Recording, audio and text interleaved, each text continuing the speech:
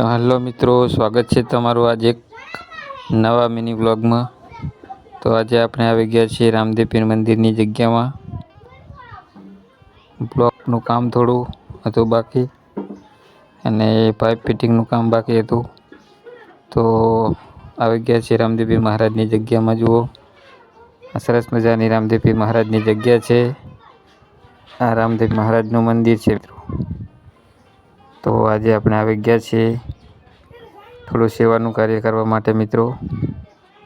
તો વિડીયો ગમે તો વિડીયોને લાઈક શેર સબસ્ક્રાઈબ કરો।